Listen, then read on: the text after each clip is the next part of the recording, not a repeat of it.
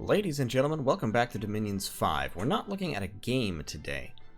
Instead, we're going to do another little strategy kind of interlude, as it were. I've noticed that a number of the people watching my videos, obviously a number of them have played the game for a long time and are experienced and know everything that I'm about to say. But a lot of y'all seem to be fairly new to the game, which I think is great. This game needs a larger audience needs and deserves. So I thought it might be useful to talk a little bit about strategy, and about the strategy of beginning a game, choosing a faction, and analyzing that faction so that you can see what it is that you might need.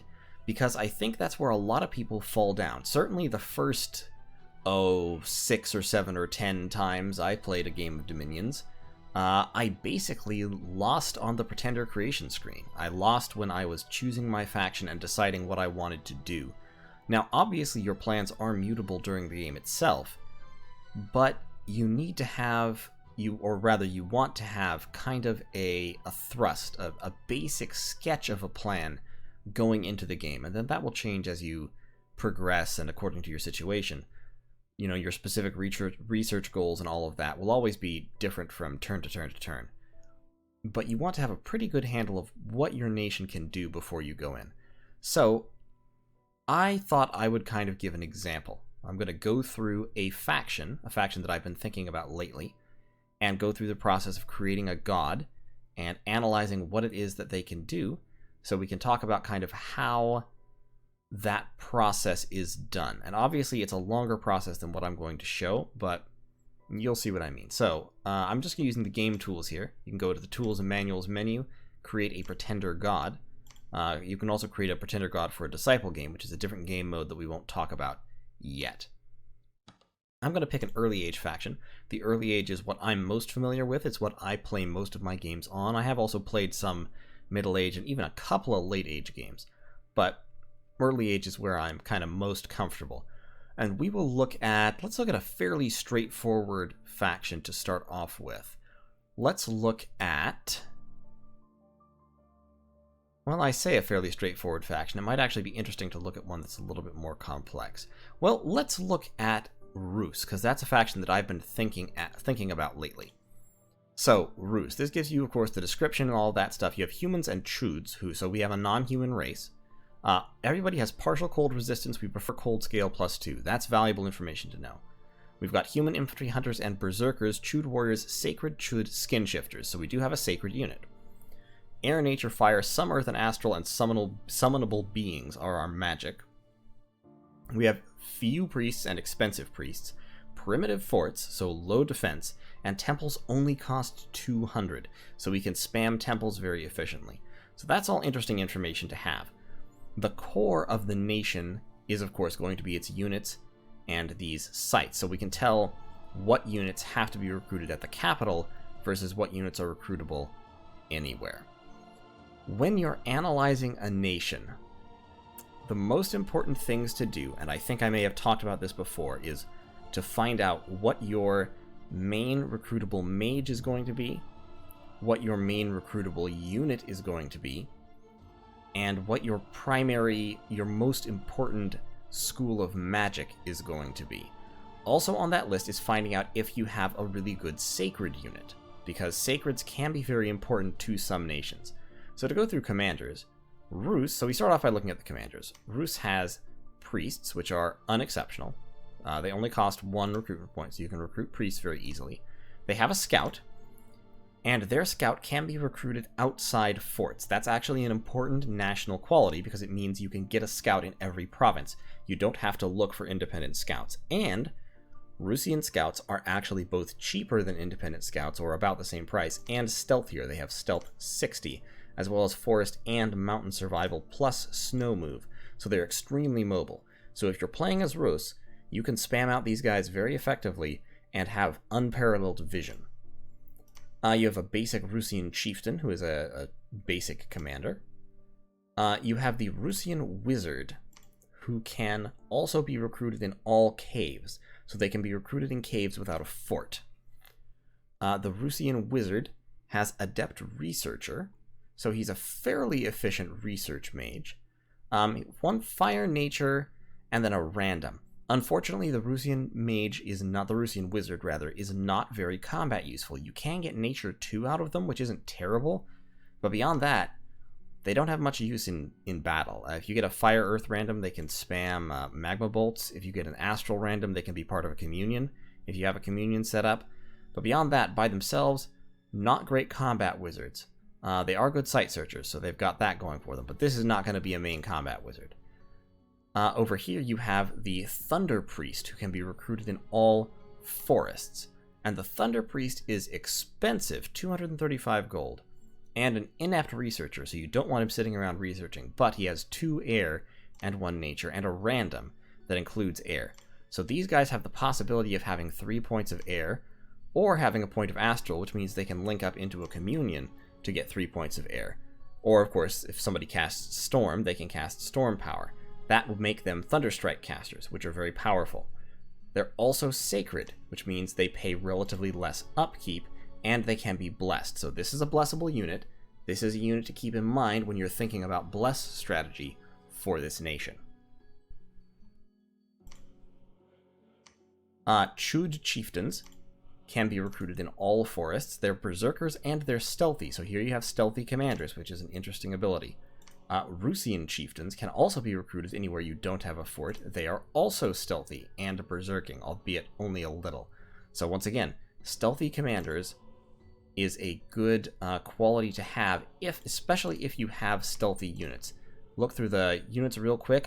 Ruse does have a stealthy unit.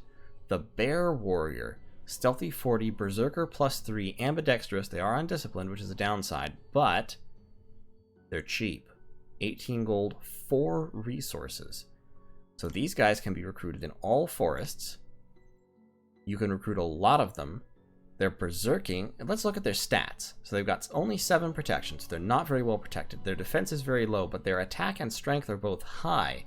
Their hit points are higher than normal. And they get 2 high damage attacks with these axes. So in other words, they can cause a lot of damage very, very quickly. That's a good ability to have, and that is going to be a defining ability for Ruse, because having an effective outside fort recruit unit is rare and valuable, especially when paired with the Thunder Priests, who can be recruited outside forts in forests, and the Rusian Wizards, who can be recruited outside forts in caves. At least I believe the Thunder Priests can be recruited outside forts if you have forests. Should be able to. Can be recruited in all forests. Yeah, they can be recruited outside forts, and these guys can be recruited outside forts. With other mages, you have these 3 mages, but they're all capital only. So at your capital, you can recruit Sons of Heaven. Sons of Heaven are level 2 priests, but they're expensive, and their paths are not great. They can only have 2 fire, 2 air, 2 nature, or they could have a point of astral. They're not effective combat mages, however they are very good leaders, and level 2 holy. So there might be something there, but in terms of mage combat power, they're far too expensive for what you get. The Daughters of the Sun, better. Daughters of the Sun have 2 fire, 1 nature, and 1 holy.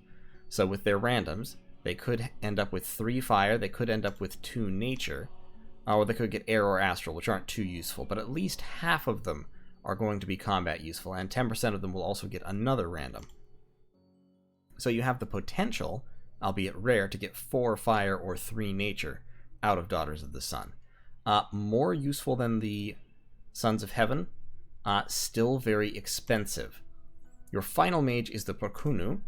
The Porkunu is by far your best combat mage. 3 air makes them natural Thunderstrike casters, 1 astral means they have access to astral magic and communions, and 2 nature means they can do a lot of utility nature magic as well as forge nature boosters, the Thistle Maces. But they're also extremely expensive and slow to recruit. In general, if you're paying over 300 gold for a mage, that mage is usually like a super combatant chassis or has very, very good paths. Porkunus are neither of those things. They have good paths, they're solid, they're effective, but they're not super combatants. They can't take out armies by themselves.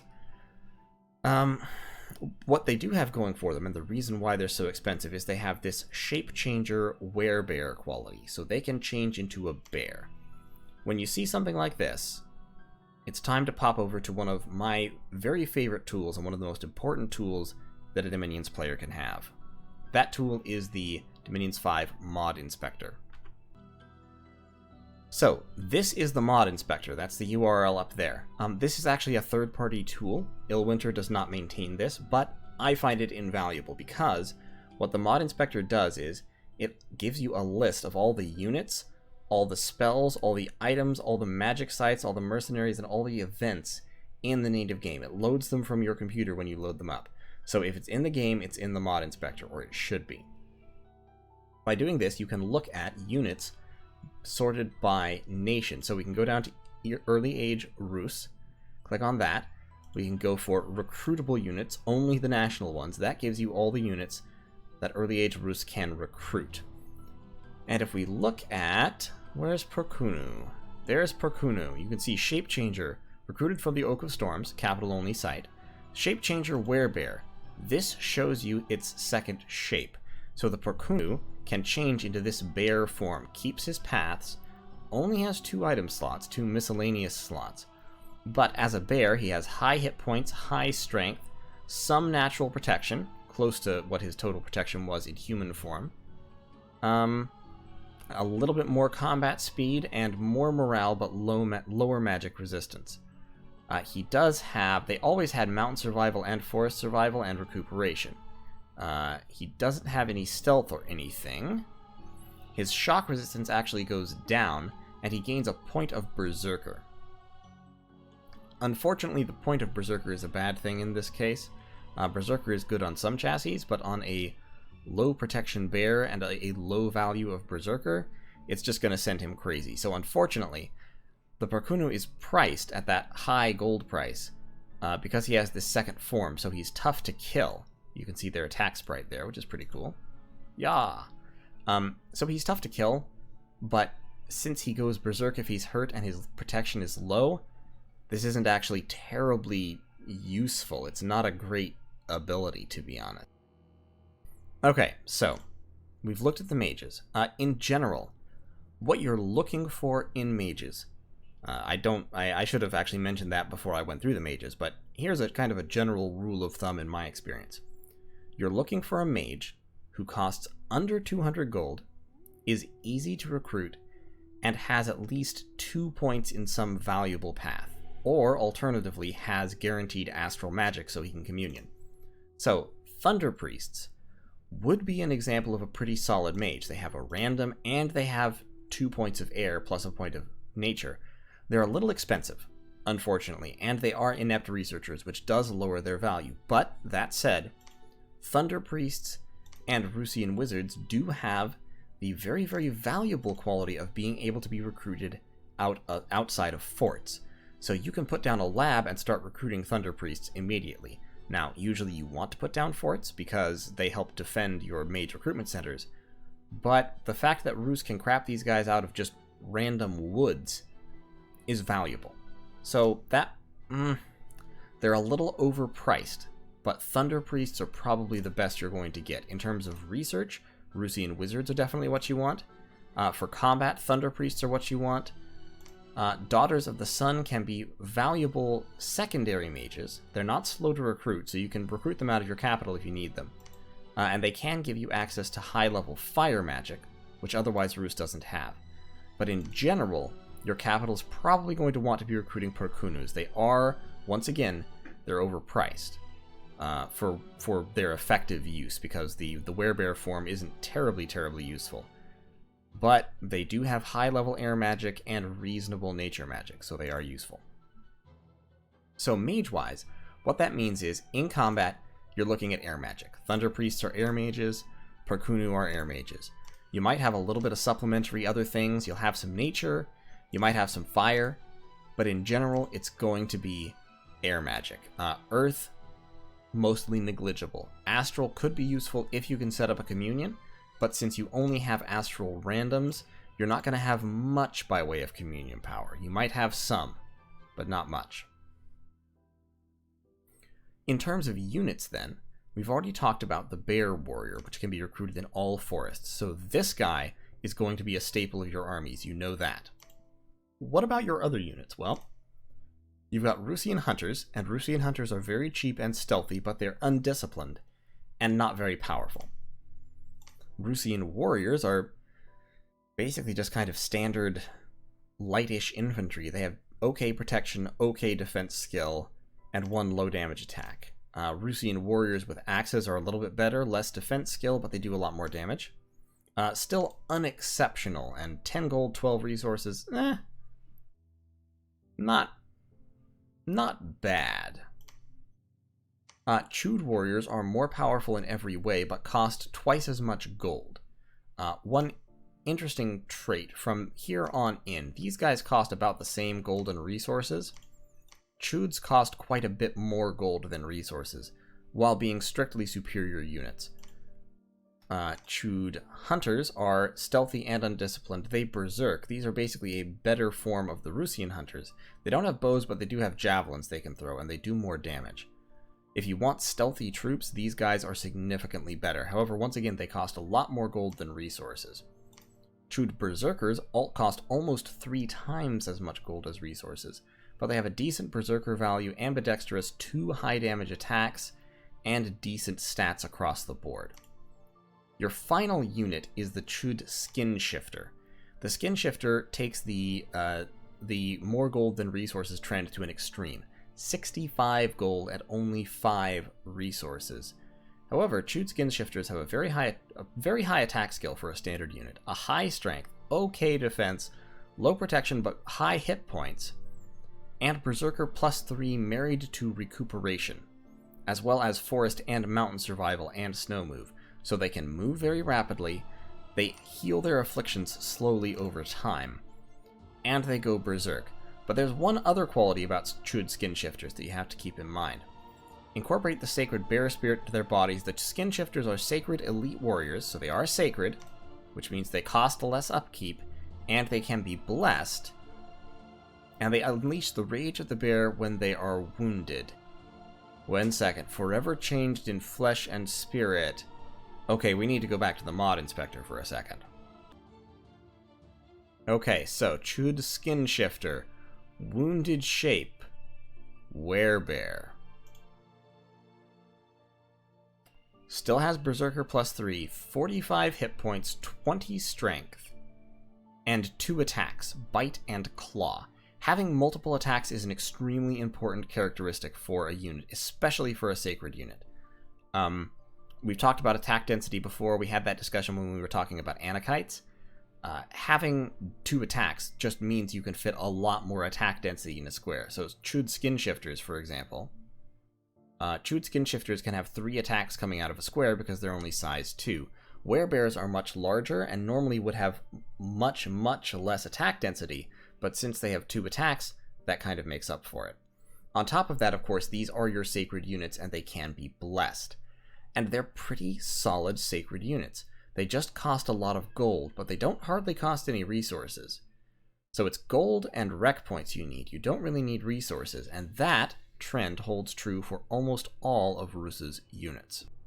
So, we've discovered some characteristics of Ruse.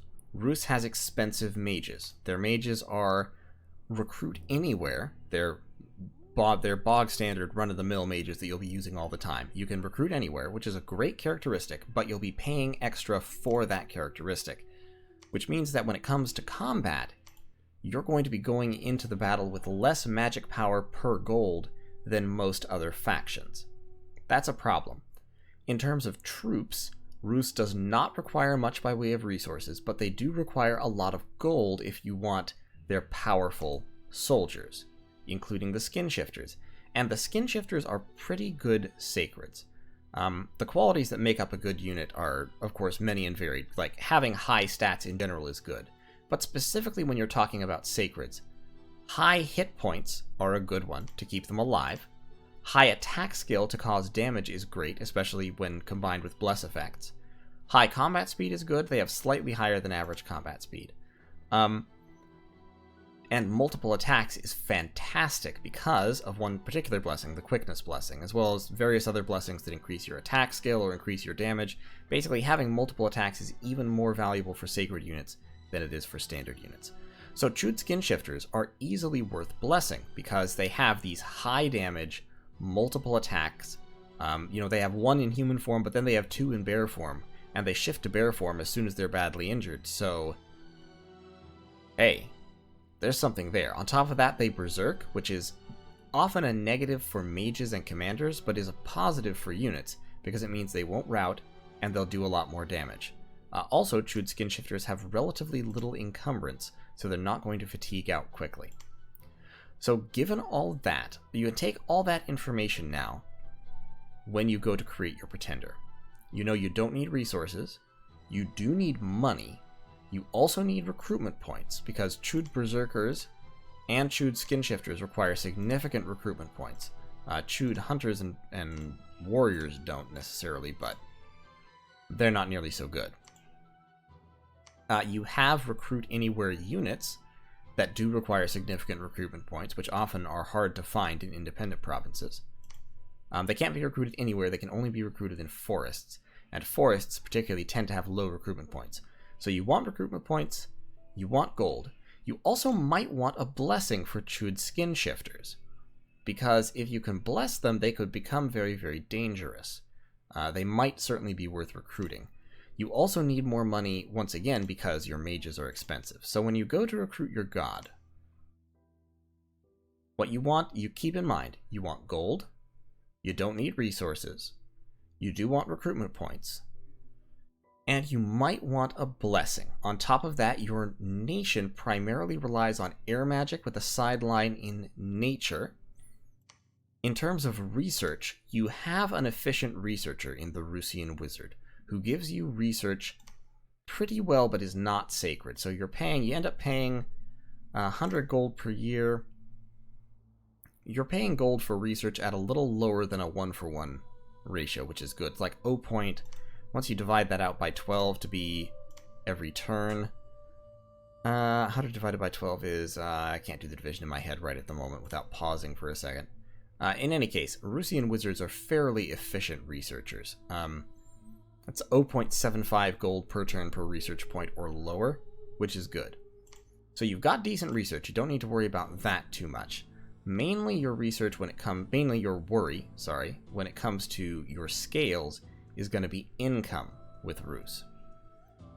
So that being so, you have two ways to go about this now. You can either choose to bless your sacreds, because you do have sacreds worth a blessing, or you can aim for good scales.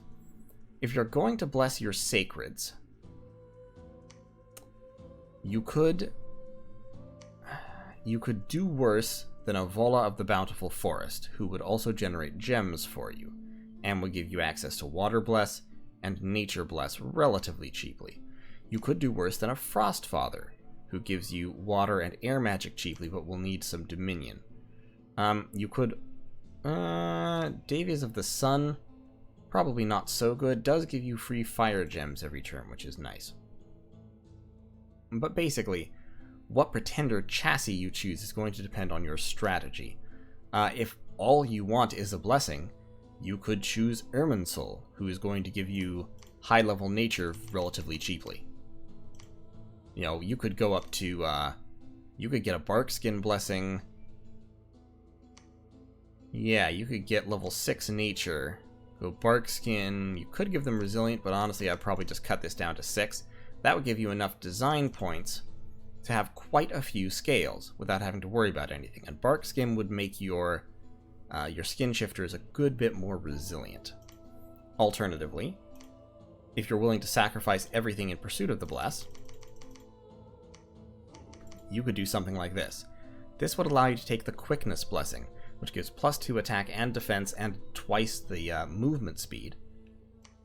Then you can take Major Shock Resistance and Minor Shock Resistance with your 4 points of air. That's valuable because remember, you are an air magic nation, and the main spell that air magic is going to be casting is Thunderstrike. If you press S on the Pretender creation screen, it takes you to the magic schools. You can look through all the magic spells. In Evocation, remember, if we look at air spells, Thunder Strike's the big one at level 4. You also have Storm at level 5, Shimmering Fields at level 7, which does armor negating shock damage pretty much all over the battlefield. This is where you're going to be going with air magic for combat. In Alteration, you have some buff spells in air. The main one is going to be Fog Warriors, which gives all of your troops mist form. Phantasmal Army also isn't bad, because it summons a whole bunch of Phantasmal Warriors. In Enchantment, Cloud Trapeze is a great spell for moving your mages around if necessary. Seeking Arrow is an okay spell to use sometimes if you need to assassinate a particular guy. And of course, Mass Flight gives all of your troops the ability to fly, which can be pretty terrifying. So, you've got some options for where you're going with air magic. Of course, you also have nature magic and fire magic. I'm not going to go through all of your spells that you have access to as Ruse.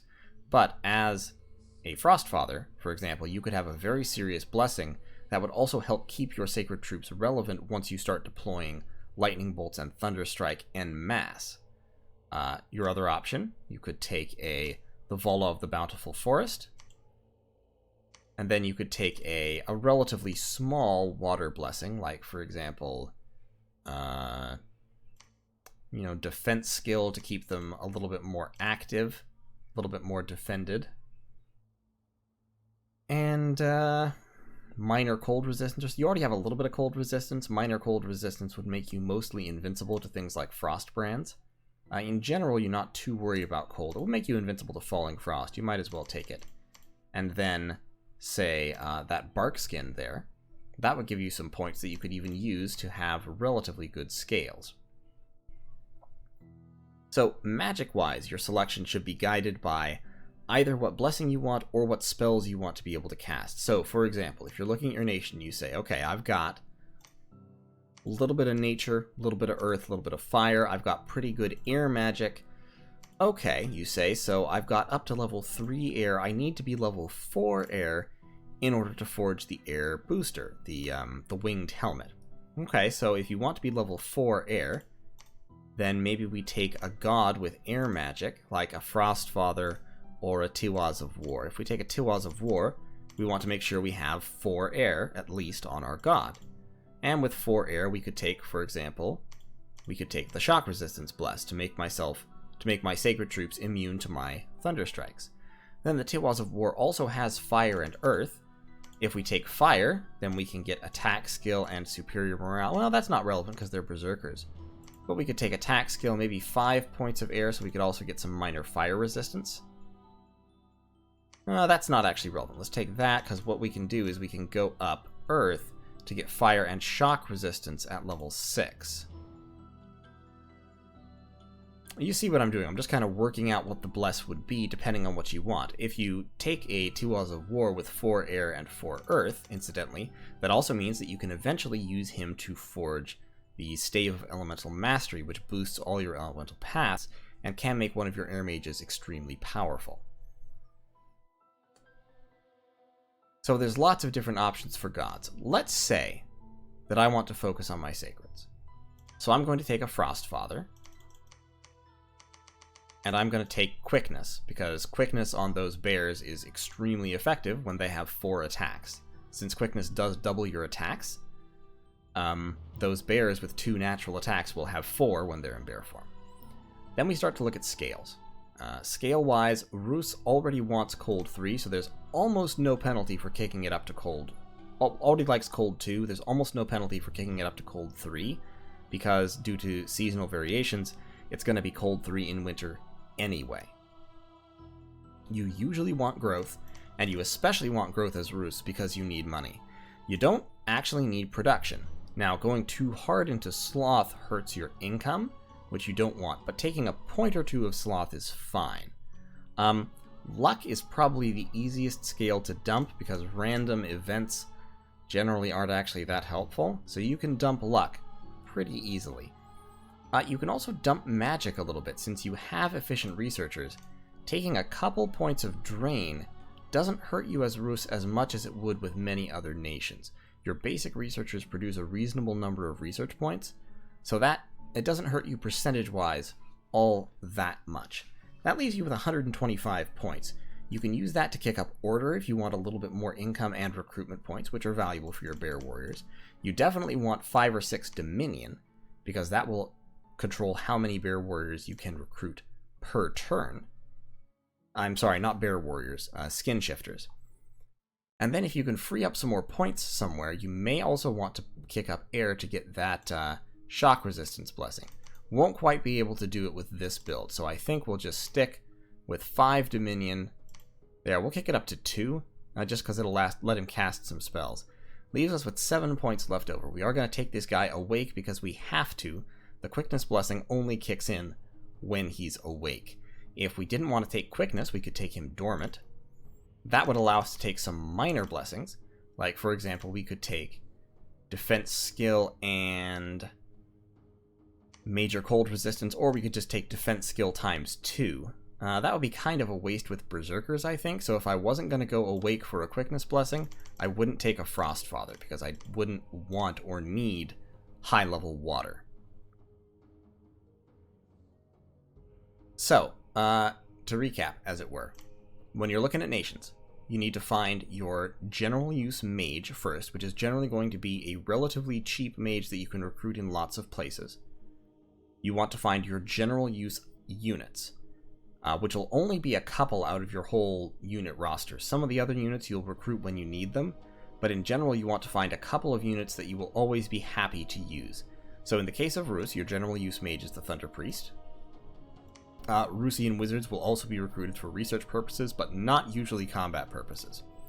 Your general use troops are typically going to be bear warriors, which can be recruited in forests. This also means you're going to want to build forts in forests, both because your bear warriors can be recruited in forests, and because it means you'll be able to recruit thunder priests at twice the speed when you have a fort there.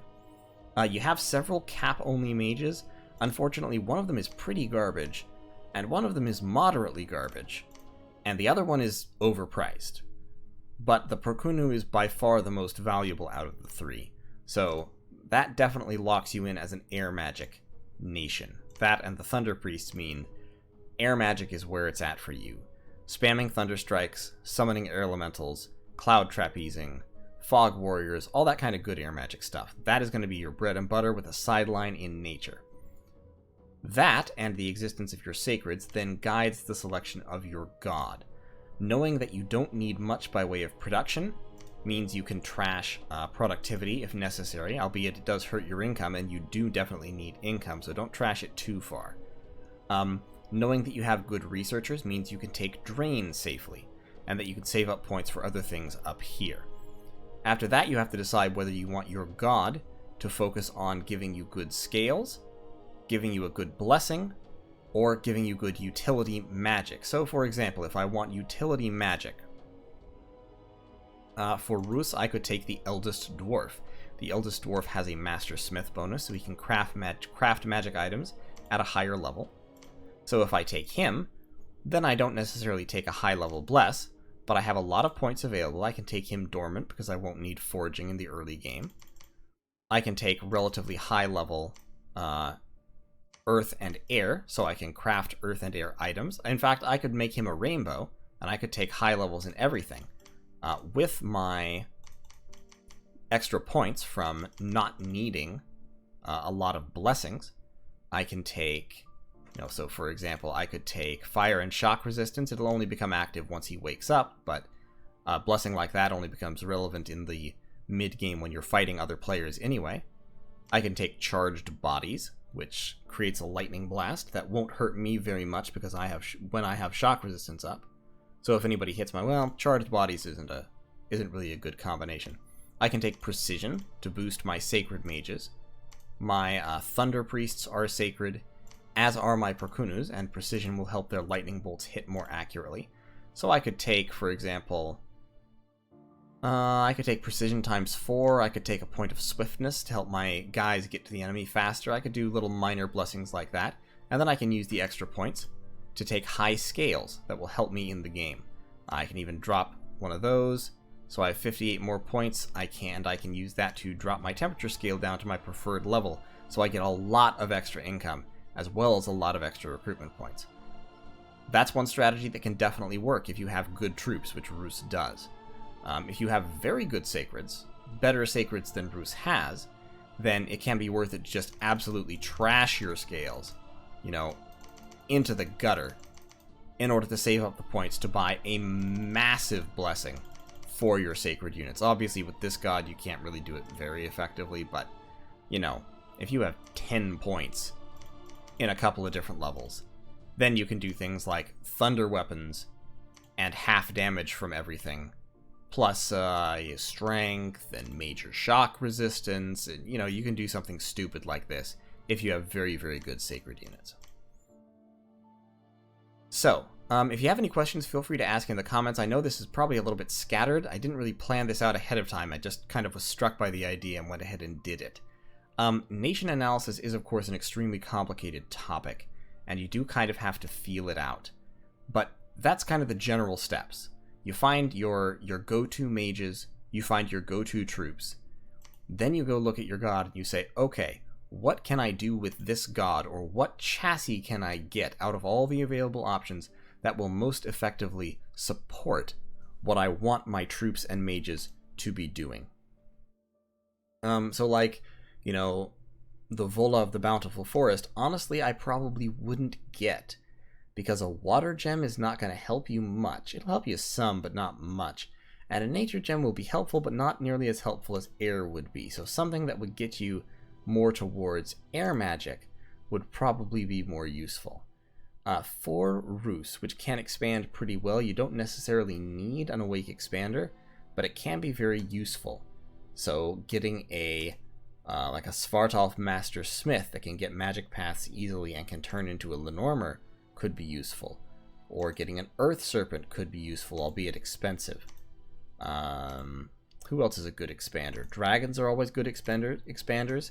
So a green dragon with nature magic could be very solid, could break you into high-level nature. You have a lot of recruitable nature, so you can probably site search for nature gems easily.